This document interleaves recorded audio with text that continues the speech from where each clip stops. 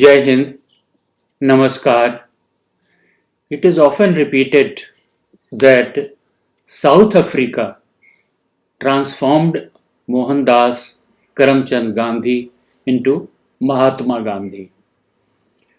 Mahatma Gandhi in turn transformed South Africa into a land of satyagrah and ahimsa, which mean truthfulness and non-violence.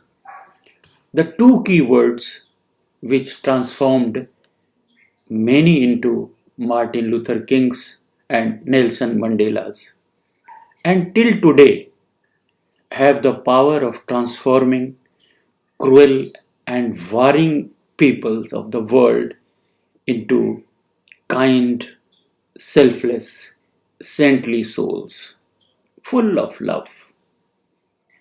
We Indians always believed and therefore bow our heads in respect for the people of South Africa who gave us Gandhi not only as a great soul, which is the meaning of Mahatma, but as a political scientist, a great visionary and leader and thinker who transformed slave India into a Mukt Bharat.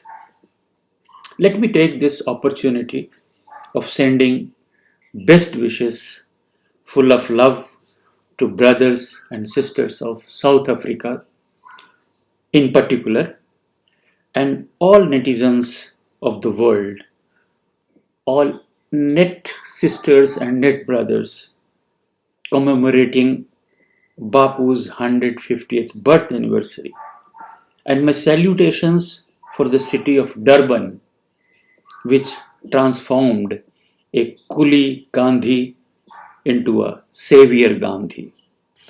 It was the land of Transvaal which gave a space for the laboratory of experimentalist Gandhi to try his hypothesis: hatred can be converted into love if it is reacted upon by tolerance and compassion.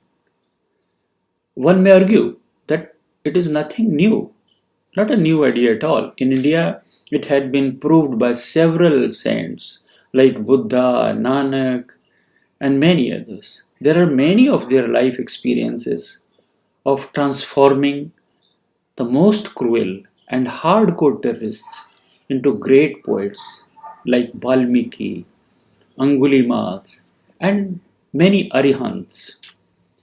But let me tell you that Indians give full credits for such transformations to the spiritual powers of Buddha and Nanak and other saints.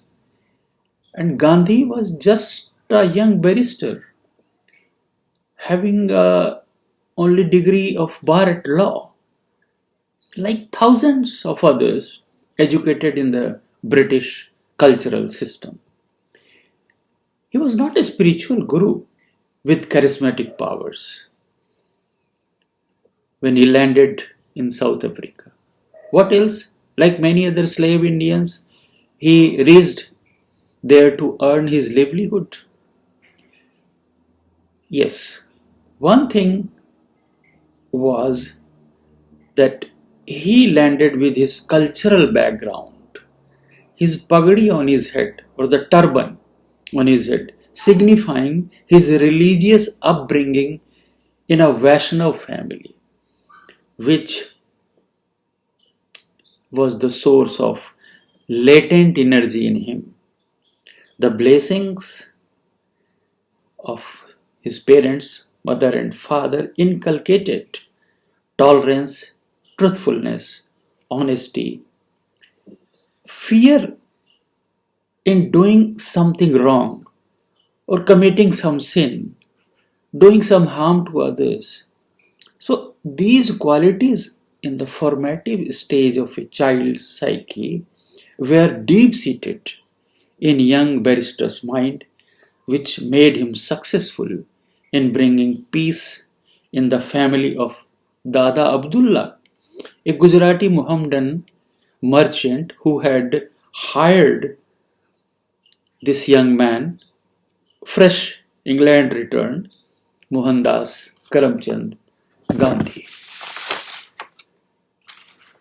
to fight for his legal rights in South Africa. He was a novice. It was in May 1893. In May 1893, he was only 24 years old. A young man, a coolie barrister from Gujarat, who landed at Durban port. And the first encounter with the magistrate in Durban court was the first bitter pill, I should say like that, a bitter pill of insult when he was asked to remove his turban. And Gandhiji could not swallow. Mohandas could not swallow it and walked out of the court in protest. Because it was an insult of the Indian culture. As an educated British citizen, he took the help of newspapers and newspaper media, print media, to present his democratic right of respectfully protesting. So, the city Durban sowed the first seed, the thought provoker, to say in the Indian community of bonded labor, which was mostly in South Africa. And after that, the famous episode of Maritzburg station, when a passenger holding a legitimate ticket of first class is thrown out by a fellow passenger from the coach because he is an arrogant white and just because Gandhi is a black or a coolie. Now, Mohandas realized in this trip from Durban to Pretoria what is the condition of migrant Indians and the native blacks in the British colonies. But in spite of all these humiliations, Gandhiji was not in favor of negative generalization because of the deep-seated Indian cultural values which talk of Nar Narayan, which advocate the unity of mankind, which praises Atman, the presence of Paramatma in every Atma. And the bhajan which was recited in his family, Vaishnav Jan to tene kahiye, je peer parai jane hai. Now this enlightened him to understand the problems of white men also, forgive them and treat with compassion. This belief system of Indian culture encouraged him to analyze threadbare the situations extant in South Africa and then find out the root cause like a scientist. Gandhi never relied in the hearsays. Same thing like Buddha. He wanted to verify them, verify every case before believing. And it was this approach of seeking truth that he could bring the two conflicting Muslims, Dada Abdullah and Tayyib Memon, to a compromising settlement in the name of Islam, and thus saved both from spoiling their money on white lawyers. It was this spirit which was lacking in Indians and divided them into different communities. They were compelled to face the insults and injustices of the whites. Staying divided, they become weaker and were drifted away from the truth of Indian culture.